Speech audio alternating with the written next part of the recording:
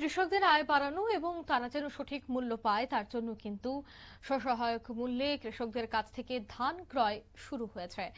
2018 সন থেকেই বিজেপি সরকার আসার পর থেকে সহায়ক মূল্যে ধান ক্রয় করার সিদ্ধান্ত নেয় রাজ্য সরকার এবং এখনো পর্যন্ত কিন্তু চলছে। এবার দেখা গেল সহায়ক মূল্যে ধান ক্রয় কর্মসূচি অনুষ্ঠিত হয়েছে সিপাহীজলা জেলার বিশ্রামগঞ্জ এলাকায় কৃষকদের কাছ থেকে সহায়ক মূল্যে ধান ক্রয় করা শুরু হলো সোমবার দুপুরে।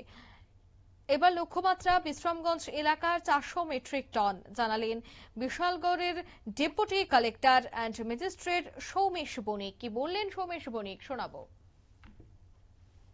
এই বছরও আমরা প্রোগ্রাম কর্মসূচি করতে যাচ্ছি।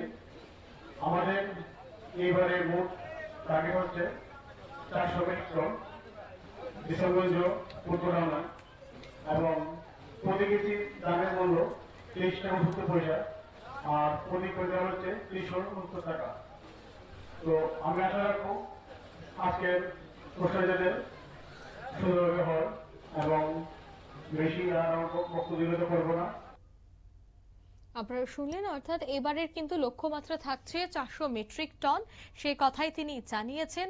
এবং আজকের এই স্বসহায়ক মূল্যে ধান ক্রয় কর্মসূচিতে দেখা গেছে কৃষকরা কিন্তু তাদের সময় মতো তাদের ধানে উপস্থিত হয়ে গেছেন। অন্যদিকে সরকারিভাবে ধান ক্রয় করার যে পদ্ধতি বা প্রসেস সেটা কিন্তু শুরু হয়ে গেছে সময় মতো, যা বেশ কয়েকটি জায়গায় এখনো চলছে বলেই জানা গেছে।